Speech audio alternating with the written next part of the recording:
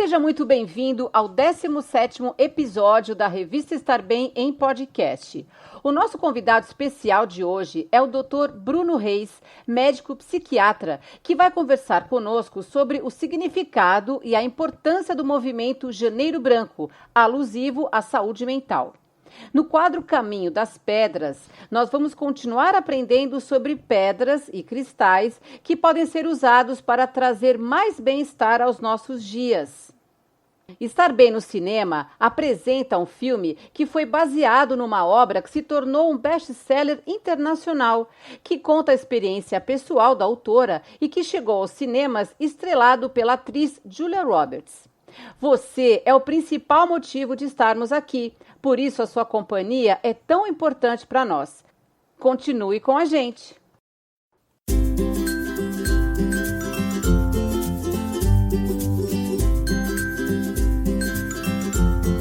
Querido ouvinte da Revista Estar Bem, isso mesmo que você ouviu. Você que era nosso leitor da Revista Estar Bem na versão impressa, agora pode contar conosco na versão digital. Em podcast, todas as quartas-feiras, ao meio-dia, um novo episódio para você. Eu, Lisete Capeleto. E eu, Selma Borru. Juntas, estaremos trazendo para você assuntos relacionados à sua saúde, qualidade de vida e pleno bem-estar. Fique com a gente. Nossa programação começa agora.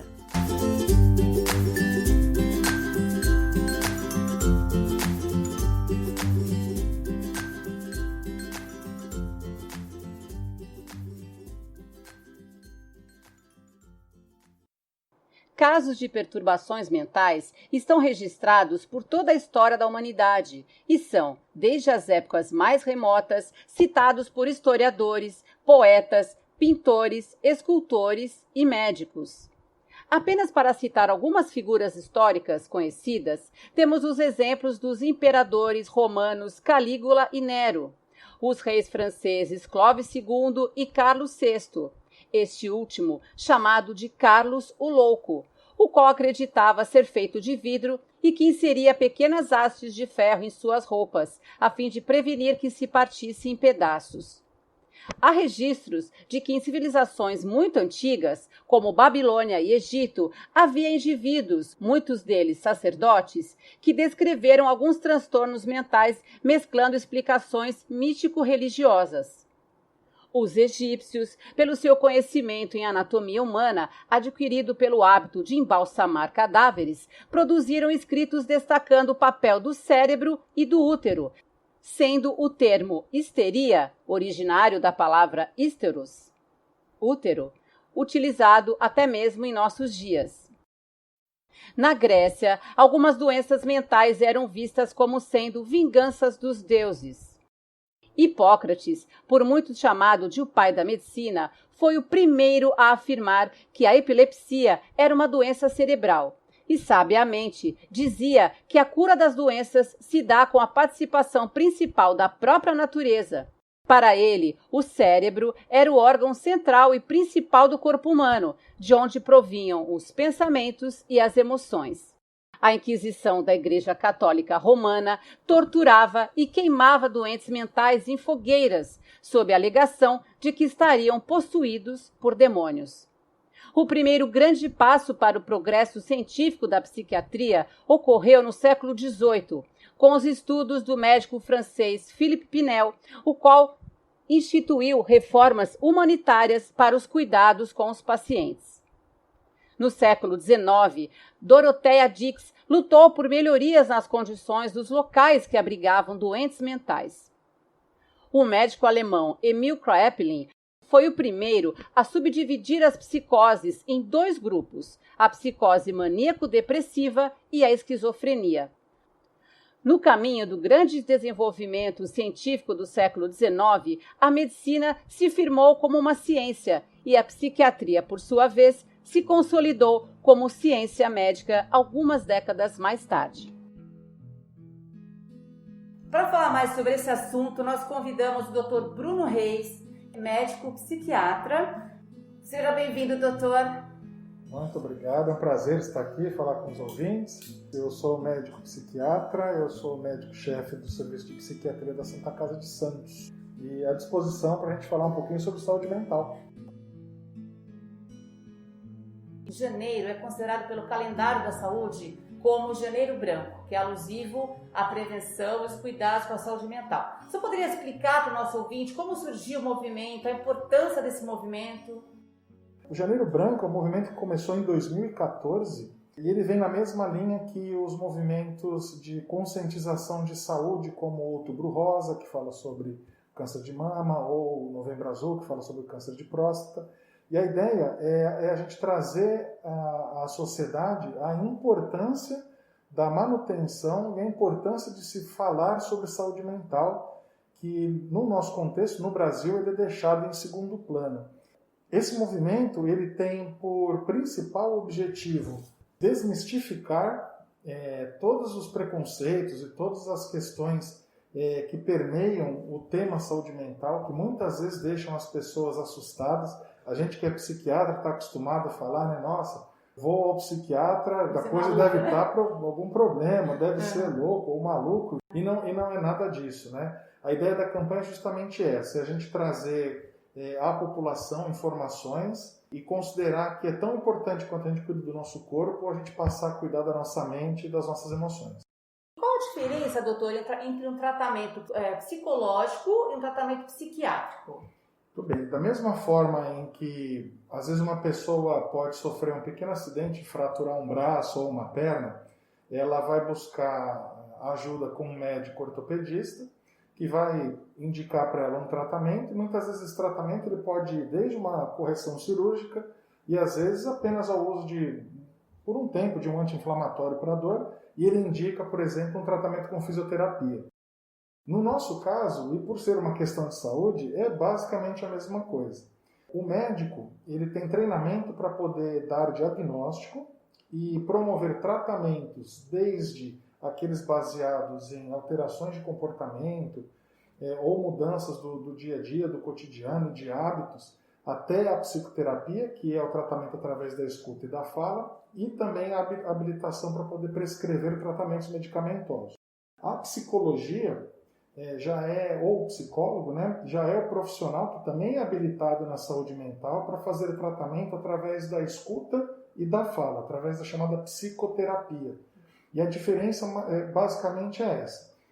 Enquanto a gente fala sobre as nossas angústias e fala sobre as nossas vivências, que seria com o psicólogo, ao psiquiatra cabe mais o diagnóstico estrutural daquilo que a pessoa está passando e muitas vezes, se necessário, prescrever um tratamento medicamentoso.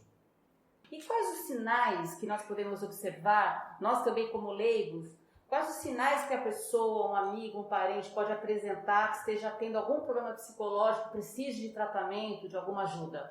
Isso é muito legal da gente conversar e alertar aos ouvintes. A principal dica que nós passamos para os familiares é que, ao perceberem mudanças comportamentais abruptas nas pessoas, é um indicativo de que alguma coisa do ponto de vista emocional não está muito bem. Então, as principais mudanças são alterações abruptas mesmo, né, de comportamento, mudanças de comportamento, alterações do sono, passar a ter dificuldade de iniciar o sono, ou ter o sono entrecortado, ou até passar a ter sonolência diurna, alterações do apetite, deixar de se alimentar ou passar a se alimentar de uma forma mais exagerada, alterações repentinas do humor, como irritações ou episódios de fúria intensa, e principalmente mudanças de hábitos. A pessoa passar a consumir mais bebida alcoólica ou começar algum hábito com o uso de alguma substância ilícita, são indicativos muito importantes de que alguma coisa pode estar acontecendo. Quais os casos mais recorrentes que o senhor atende no consultório, nas suas consultas particulares? O que o senhor tem percebido mais em relação à população?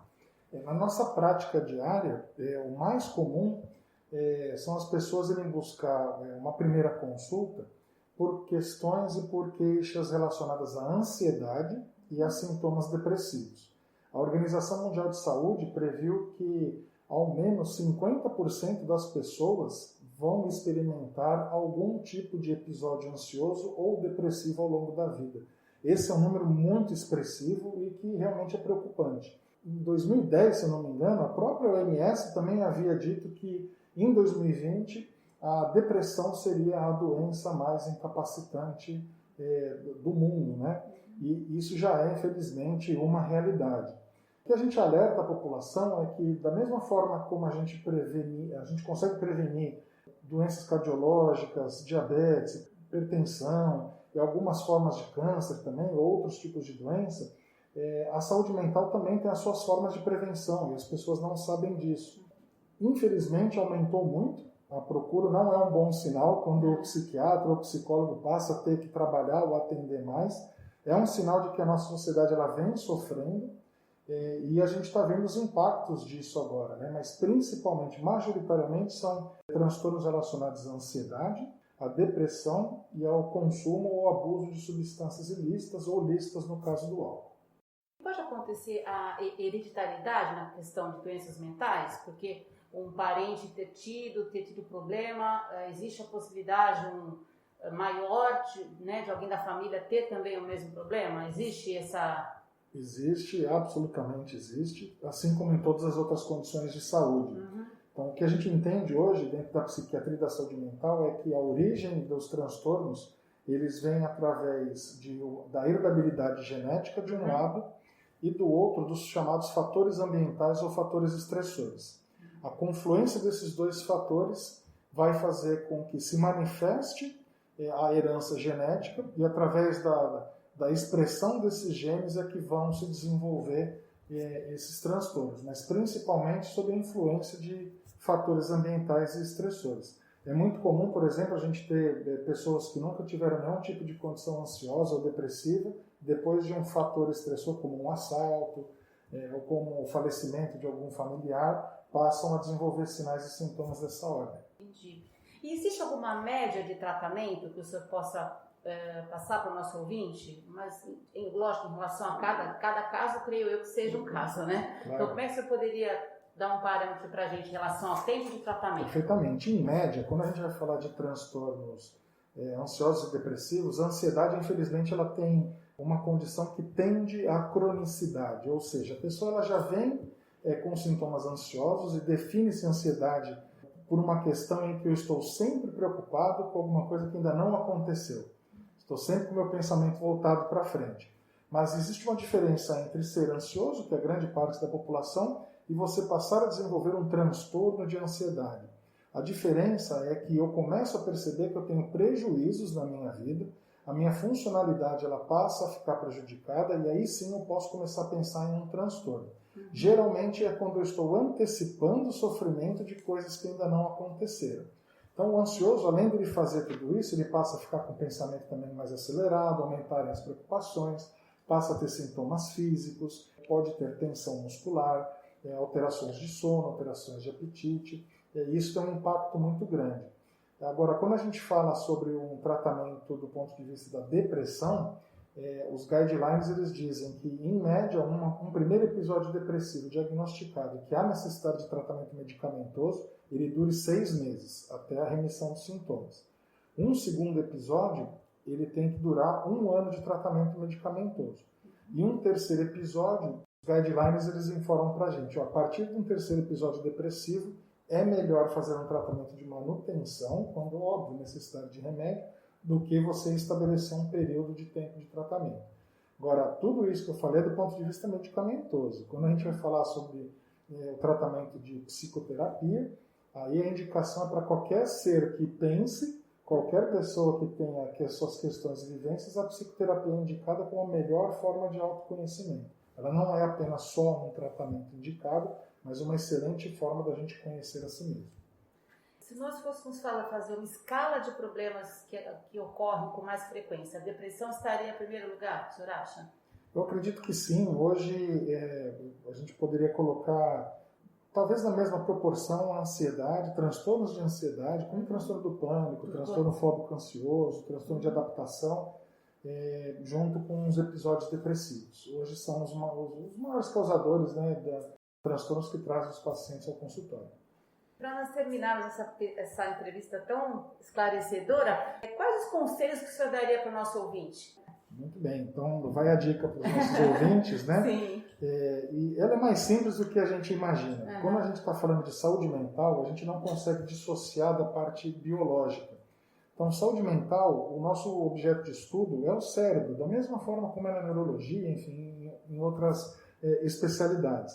Por que eu estou dizendo isso? Porque as pessoas acabam distanciando ou separando a importância de cuidar do seu físico com a importância de cuidar da sua mente.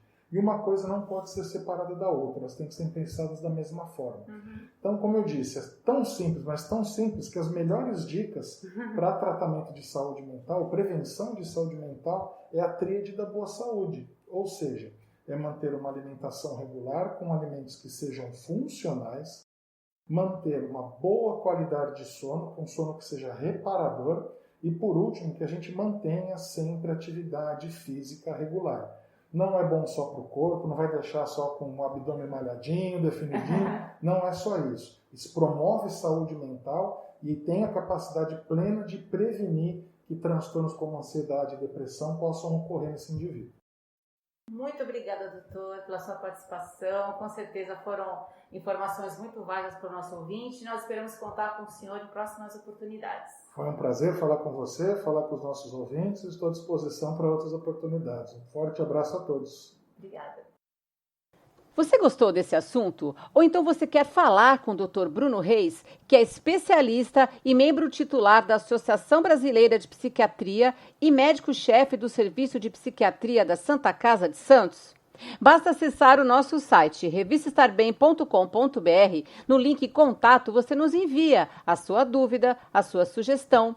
Em nosso site também você encontra informações complementares e o contato de nossos convidados, inclusive do Dr. Bruno, para que você possa falar com ele diretamente. Você pode interagir por meio de nossas redes sociais, nossa fanpage no Facebook, nossa página no Instagram e também por meio do nosso canal no YouTube. Fique com a gente, a nossa programação continua. Quem não gosta de receber um carinho, ainda mais quando é personalizado? Costura Criativa Artes da Dre apoia nosso projeto. Pensamentos, reflexões, prosa, poesia. Aqui cabe um pouquinho de tudo, que tenha significado, que seja leve, que seja belo.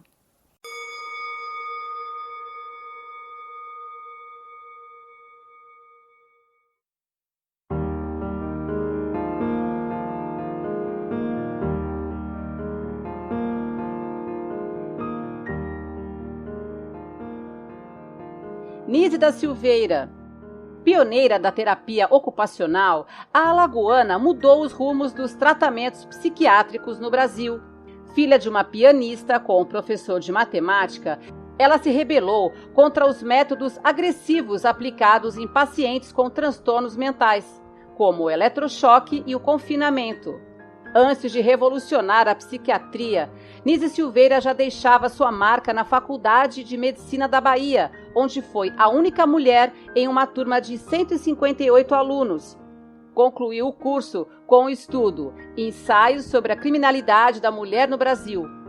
Nise Silveira se manifestou contra os tratamentos agressivos enquanto trabalhava no antigo Centro Psiquiátrico Nacional Pedro II, no Rio de Janeiro.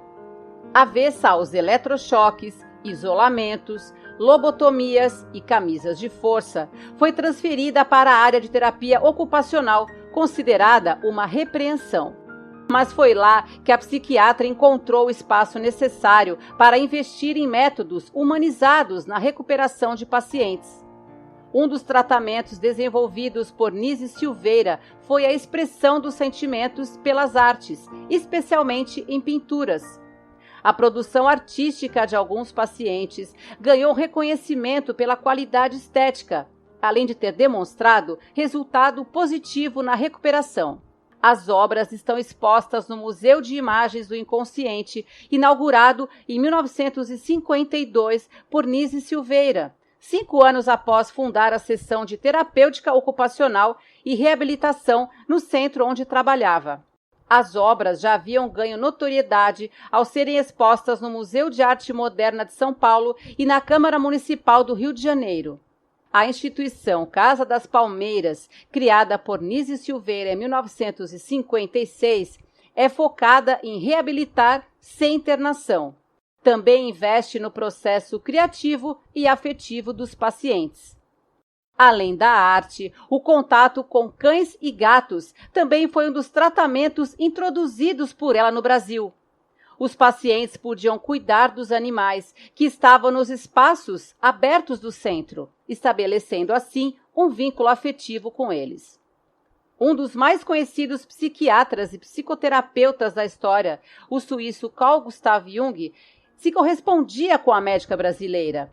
Em carta, ela relatou o tratamento que desenvolveu e encaminhou a ele fotografias de desenhos realizados pelos seus pacientes. Nise Silveira se tornou uma das principais precursoras das práticas junguianas no Brasil.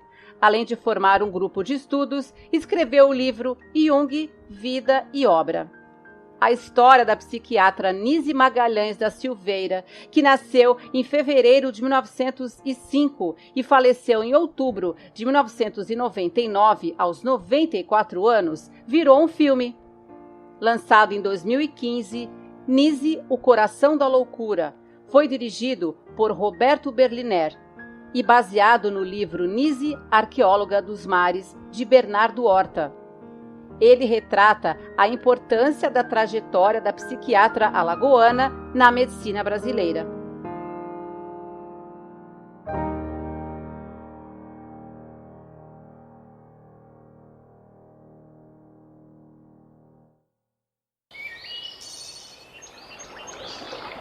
Ouça agora Elementos da Natureza, uma série criada para você conhecer um pouco mais sobre as influências de alguns elementos naturais e como pode aproveitá-los para o seu bem-estar.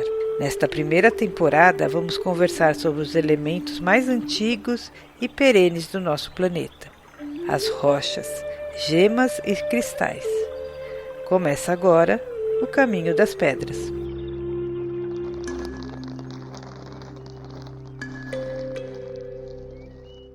Querido ouvinte, vamos cuidar da saúde mental? Quem nunca ficou ansioso ou passou por algum evento estressante? Você sabia que os cristais podem contribuir para o seu bem-estar e ajudar a lidar com ansiedade, estresse e outros sentimentos? Mas atenção! Nenhum cristal substitui o tratamento e o acompanhamento médico. Isso quer dizer que, nas condições em que a ansiedade é diagnosticada clinicamente, é fundamental procurar um médico especialista e seguir o tratamento corretamente, ok? O que vou falar a seguir são maneiras pelas quais você pode aproveitar a energia dos cristais para acalmar a mente e retornar ao equilíbrio em 3 situações. Ter momentos de ansiedade, por exemplo, ficar preocupado com o presente ou o futuro de maneira recorrente. Isso pode atrapalhar a sua mente e suas atividades. Para fugir desses pensamentos, tenha um quartzo âmbar. Segure o cristal com sua mão não dominante, visualize uma luz amarela. Respire fundo e pense positivamente. Estou em paz. Faça isso pelo tempo que for necessário até que a ansiedade passe. Outro exemplo é o estresse, que é um estado de espírito que já faz parte do cotidiano de muitas pessoas. O sentimento é quase familiar, mas faz mal à saúde, pode reverter em sintomas físicos e deve ser, obviamente, combatido. Com um cristal olho de tigre, deite-se de costas com o cristal sobre o chakra plexo solar, que está localizado na cavidade abdominal acima do umbigo e perto do estômago. Respire profundamente e repita em seu pensamento: deixe ir, até sentir-se calmo. E um terceiro sentimento é a raiva. Esse sentimento pode afetar a saúde mental. Ter suas atividades restringidas, ficar constantemente preocupado, pode gerar uma série de sentimentos como frustrações, mágoas e até fúrias em alguns casos, o que não é nada bom. Sentir raiva é normal, todos sentem de tempos em tempos, mas para sentimentos prolongados é preciso ajuda. Você pode usar um cristal de malaquita pendurado em um cordão ou um pingente de malaquita, de forma que o cristal fique sobre a região do coração. Use-o o dia inteiro. Limpe a malaquita diariamente. Caso sinta a raiva crescendo, envolva a malaquita com a sua mão dominante, feche os olhos e pense de maneira calma e positiva: eu controlo a minha raiva. Repita esse pensamento até que você se sinta mais calmo. Em qualquer uma dessas 3 situações, um ponto importante é que ao escolher um cristal você deve lavá-lo, colocar sua intenção ou programação e energizá-lo. Se você quiser saber mais sobre esses procedimentos, escreva para a gente e podemos elaborar um episódio especial sobre o assunto. Caminho das Pedras fica por aqui. Até a próxima semana!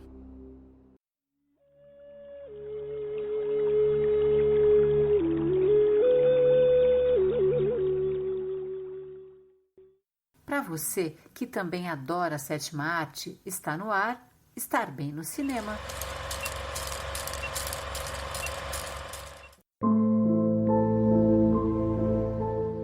Comer, Rezar, Amar. Título original Eat, Pray, Love foi lançado em 2010, com direção de Ryan Murphy, baseado na obra da escritora e jornalista Elizabeth Gilbert, nomeada pela revista Time como uma das 100 pessoas mais influentes do mundo em 2008. A obra, que se tornou um best-seller internacional, relata a experiência pessoal da autora e chegou ao cinema estrelado por Julia Roberts, e conta como a protagonista passou 4 meses viajando, tendo incríveis experiências gastronômicas, explorando sua espiritualidade e como se apaixonou depois de um confuso divórcio. Comer, Rezar, Amar é repleto de sequências incríveis em locações na Itália, Índia e Indonésia. A fotografia do filme, elogiada pela crítica mundial, foi realizada por Robert Richardson, vencedor do Oscar em 2005 por O Aviador. Do elenco também estão James Franco, Richard Jenkins, David Lyons, Viola Davis, Javier Bardem. Vale ressaltar que Julia Roberts fez questão de levar a família, incluindo seus gêmeos, na ocasião com 5 anos, e seu caçula de 3, na viagem ao redor do mundo, exigida pelo roteiro. O livro figurou na lista dos mais vendidos do New York Times por mais de 1 ano, além de ser eleito como um dos 100 melhores livros de 2006. Ao contrário de muitas adaptações literárias para o cinema, Comer, Rezar, Amar contou com a participação da autora constantemente. Publicado em 2006, o livro foi traduzido para mais de 30 idiomas e vendeu mais de 10 milhões de cópias ao redor do mundo. A trilha sonora do filme foi composta pelo italiano Dario Marianelli e conta com faixas ecléticas de Fleetwood Mac, Neil Young, Kool and the Gang, Tom Jobim, João e Bebel Gilberto. Você se imagina fazendo uma viagem como essa? Você assistiu Comer, Rezar, Amar? O que você achou do filme? Conte pra gente. Estar Bem no Cinema de hoje fica por aqui. Até a próxima!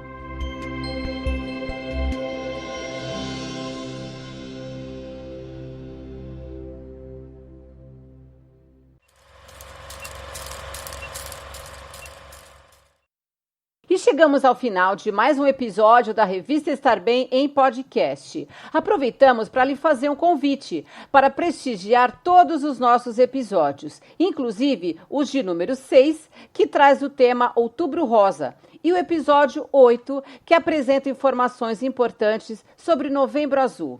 Estes 2 movimentos foram mencionados pelo nosso convidado de hoje, o médico psiquiatra Dr. Bruno Reis, pois são iniciativas que integram o calendário da saúde e são de extrema relevância para todos nós. Para interagir conosco, você tem vários canais. O nosso site, revistaestarbem.com.br, por meio do qual você tem acesso ao contato dos nossos convidados, pode mandar suas dúvidas e sugestões e ainda também ter acesso a informações complementares. A interação pode ser realizada também por meio de nossas redes sociais, nossa fanpage no Facebook, nossa página no Instagram, e você conta ainda com o nosso canal no YouTube, onde você se inscreve e convida os seus contatos a fazerem o mesmo. Mande sua sugestão de pauta, assuntos que você gostaria de ouvir aqui na revista Estar Bem. Sua participação vai nos deixar muito felizes. Agradecemos demais a sua companhia. Fiquem com Deus, um grande beijo e até o nosso próximo episódio. Eu quero ver o seu bem-estar. Eu quero ver o seu bem-estar. Comportamento, saúde e equilíbrio. Tudo isso e muito mais. Tudo pra você viver zen. Revista Estar Bem. Tudo pra você ir além. Revista Estar Bem.